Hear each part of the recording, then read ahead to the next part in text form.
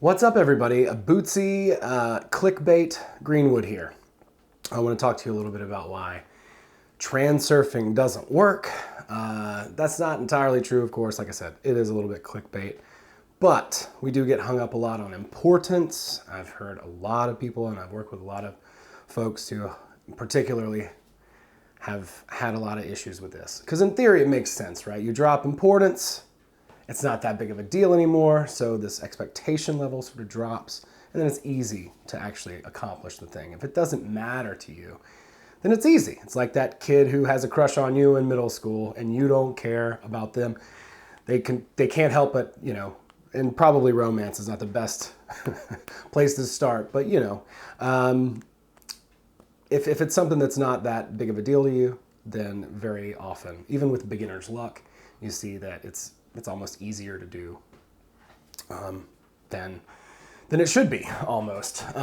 It's kind of funny, and I'll come back to this. But just a couple things. Please follow me on Patreon, patreon.com/BootsyGreenwood. I'm posting all my stuff there, all of it. Tonight at 8 p.m. there is an open mic that's completely online that I'm going to be a part of. So please check that out. It's Outbreak Open Mic on Facebook. Just join the group, and then the watch party is every Thursday at 8 p.m. My friends in Atlanta are starting that out, so I really want to try to get some people there.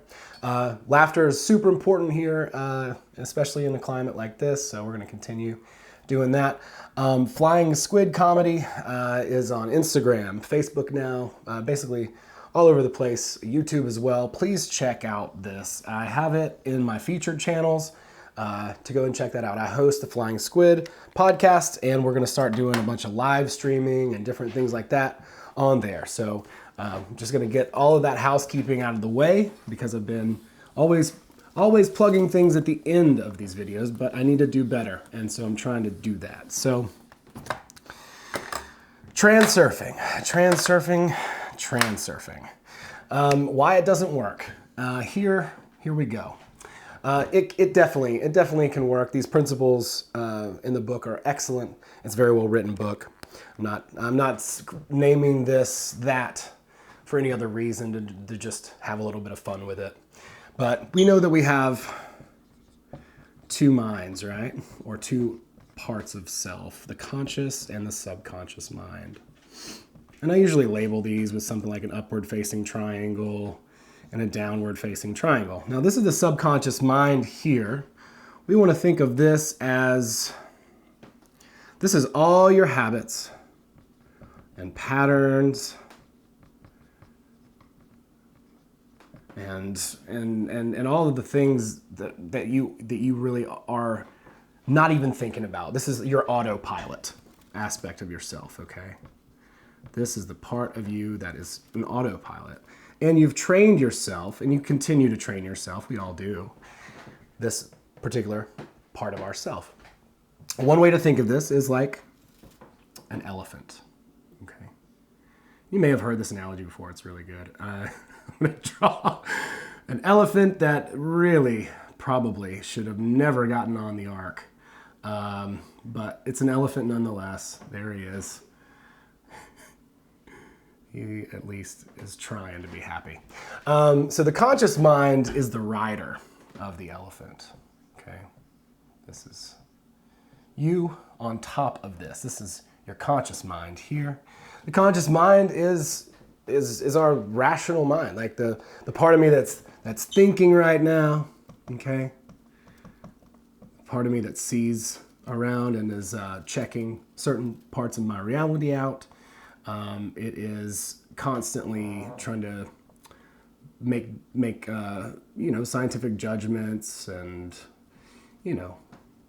check for danger and things like that. Subconscious mind also takes part in that. But here's where your nervous system is in the subconscious mind,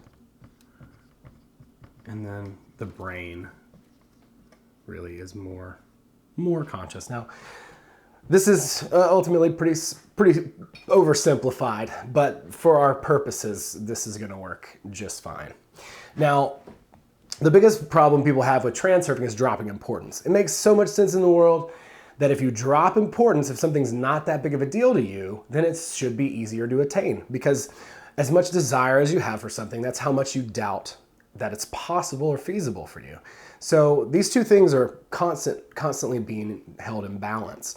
And if something is a big deal to you, attaining a certain mark or an award or some sort of prestigious level of honor or something in society, well, it's going to be harder and harder and harder to attain. Your brain's going to go crazy thinking of all this stuff and really shove your subconscious mind into more of a fight or flight syndrome.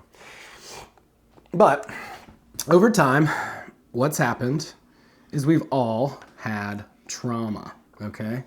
So these are the first 4 circuits of consciousness, okay? And this goes on and on up the ladder. 5, 6, 7, infinity, okay? Okay. And in our early developmental childhood, we started out, and I have another video on this too that goes a little bit more in depth. This is Robert Anton Wilson and Timothy Leary's 8-circuit model of consciousness, okay? So I'm putting the higher circuits in the conscious realm up here and the lower circuits in the nervous system in the subconscious down here, okay? Now what this means is these are developmental. This is when you were 1 year old. This is when you were 2 years old and you were developing your ego. This is when you were 5 years old and you were learning words. It's the semantic circuit. And then this is the adolescent or sexual circuit. So all of these are formed pretty early on in life. And they're at that point, once you've imprinted in all these little spots, and you imprint a lot of different things, but basically you're finding out about the world. You're finding out whether the world is a safe place and you're safe in it, whether the world is a dangerous place and you're safe in it, whether the world's a dangerous place and you're in danger, or whatever different option. There's only 4 different options for that. But as you're growing up, and you don't even remember most of this, I mean, God, I'm kind of hard pressed to even remember some of my adolescence at this point. But during all of these developmental phases, you're always creating new, basically like imprints. And a lot of them are traumas. So these traumas are really the key to overcoming that importance level. So there are certain reasons, there are certain things that have happened to you in the past that make you nervous, that grip you, that put you in a fight or flight state and make this elephant like not really happy. Now, elephants don't move quickly, right? If I'm sitting on the top of my elephant and he is going this way, but I really want him to go this way, it's going to take me a while to turn this elephant all the way to this way, right? Because now this guy's on a different path, but an elephant is like your subconscious mind is steeped in habit and it's just going this direction, right? Let's say you're holding a carrot, down for the guy, but you need to start to hold it over here. What we need to start to do is, because these circuits of consciousness here, these higher ones, are places where we really want to be, right? These are higher levels of consciousness is what these are. Closer and closer and closer to the acknowledgement or encapsulation or unification of infinity, just being incorporated into that. It's kind of hard to explain, but the higher up the consciousness ladder we go, the more we understand unity consciousness, right? So that's what that infinity symbol really means there. So that's why I have it up here, because this stuff is more repressed, right? All this stuff is repressed. These things have happened to us, and when we were 2 years old, for me, I spilt Reese's Pieces all over the place, and my mom wouldn't let me eat them, and it upset me, and that was, when I was 4 years old, traumatic for me, because I had to watch all this delicious candy be tossed away in the garbage can that I really wanted. Now, whenever we're trying to drop importance, what we want to do is figure out what it is that's stopping us from dropping importance, and then regress, right? So let's say I want to be a comedian, but I have some stuff that's just messed with me. Let's say I have nervousness on stage, and I'm not able to fully embody myself on stage when I get on stage. I just get nervous, and part of this is prolonged exposure. Okay, this is something too where you got to sometimes take the fortress by lengthy siege, prolonged exposure. Okay, just keep doing it a little bit, whatever that thing is. And the more you do it, the more you use action to do that thing, the less important it's going to be. It's going to become second nature. It's the reason why Bill Murray gets a script in the mail and he yawns and reads the script. It's not a big deal. If you got a script in the mail, you'd be freaking out. Oh my God, oh my God, oh my God. It's so important to you, right? But prolonged exposure over time, Bill Murray was working with the National Lampoon, then Saturday Night Live. He's used to getting scripts. It's not a big deal. It's very common for him. So prolonged exposure, that's key number one, really. And I was just talking to an artist friend of mine. A lot of times we get to the point where we think that we've hit basically an impasse, where we're like, we can't get any further. I suck at this. I've tried. I've put all my work and heart and soul into it. But when you continue keeping on past that, you hit a promised land, and that prolonged exposure starts paying off. And then it becomes easier and easier and easier to do and believe that you can do the thing that you set out to do. But let's say that I'm a comedian and I have some issues that I want to work through. There's like a gripping anxiety that comes over me when I'm on stage, or I want to be as good as Dave Chappelle or something. This is something that I've got to work through. If I want to be as good as Dave Chappelle, right, I need to follow this thought all the way down, right? All the way down to where this would start. Why would I compare myself to someone else, especially that particular person? Why is it important for me to be some sort of a figure like that? And then I could put myself on the couch, put myself into just a calm state, right? Ideally like a theta wave state, because what we want to do is we want to go through from these higher circuits of consciousness and reprogram the lower ones, right? And take away all these traumas. And the way to do that is to say, what is it? What is that trauma? What is that thing that I am experiencing? And where does it come from, right? So I sit down, I do like a meditation, and I follow it down. Down, down, down, down. When's the last time I felt like this? When's the last time before that I felt like this? When's the last time before that I felt like this? When's the last time before that I felt like this? On and on and on and on.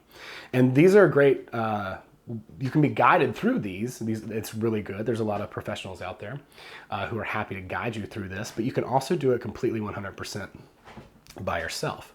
Now, and as you get down to these traumas and you start to dig them out, now you can see where they came from, see what they're all about, and then you can begin to heal yourself from those traumas.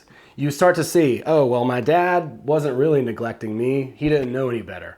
Or, whatever that particular trauma is, like this importance or this me trying to be a performer. Where does that come from being a kid? I think also doing these types of exercises, especially right now, are great ways to find out about who you really are, what your inner child is, because that is a huge key to what your purpose is as an adult. But anyway, I digress. I didn't mean to jump right into that. But going into these things, you can start to see, oh, okay, well, this happened when I was a kid, and so at that point you see that image, right? And you change, let's say it's me spilling Reese's Pieces all over the floor. My mom not letting me eat them. Okay, that's a silly example, but it's true and funny. I start to change my emotional attachment to that image, okay?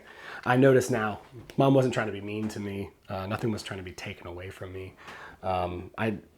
Me opening and making that mistake of those candies didn't harm anyone, didn't harm myself. It doesn't make me a bad example or a bad person or any of that. So at that point, I can take and say, okay, I remember that weird random memory. I know I have some sort of weird trauma there, and that's a silly example. which is probably good for this. I don't want to get too heavy. But like now I can see that particular trauma or that thing that happened to me. It doesn't have to have any power over me. I can release that. I can let it go. And then you can breathe down and then do breathing exercises and literally just let that shit go. Just like breathe it out as hard as you can and continue to discover within yourself where some of these stumbling blocks are coming from, these false beliefs. These false beliefs are almost always steeped in trauma, and they always lead to importance. It always is going to make you think that whatever it is that you're trying to do, or that you care about doing, is harder to do than it is, more important than it is, or just like generally make you feel inadequate. And it's all because of traumas, all of it. And it's mostly early childhood traumas. And there are tons of other imprints that we pick up all the time along the way, and we can always decide to re-imprint, but we have to go from the meta-programmer down in order to, and that's like what he calls the 7th circuit of consciousness. So getting there is a matter of getting into a meditative state. I will make a follow-up video on this because God, it's a lot to cover. And it's something maybe too that I can make a video just sort of demonstrating the process and the exercises to kind of get rid of these blocks. You know, that's all they are. They're just blocks. They're just little traumas that have tripped you up over time, and they're constant patterns that the elephant doesn't know not to continue to go in that direction. You have to slowly train it and let it and put it on a different course, just slightly, a little bit over time. Letting go of all of these expectations, ideas, and the way that you look at yourself, the way that you think you should be portrayed, the way that others portray you, all of that stuff, you're hanging on to it. It's all in there. And if you can let all of that stuff go, then it becomes a lot easier to just what they call level up or move up, because you don't have an attachment or an aversion to a specific element or personality trait of of yourself, or what other people are going to think of you, etc., and so on. So it's really about training that subconscious mind to go in a new direction. It happens a little bit at a time. We all have things that we're working on, but these traumas are the main things that are keeping us from getting to where we want to go, and they're the main things that cause importance. So if we can get rid of the traumas and the attachments and the aversions to ourselves, then it's just going to be a whole lot easier to get to that next level and our personal development. So yeah, that's going to do it for this. I will definitely make a follow-up video to it. I know it's a lot. Ask questions, and I'm happy to answer as best I can in the comment section below. Thanks. Please check out the Outbreak open mic, and follow me on Instagram at Bootsy Greenwood. I'm also on patreon.com/BootsyGreenwood, and I'm posting tons of stuff over there. So please check that out as well. Thank you guys so much for your time. See you next time.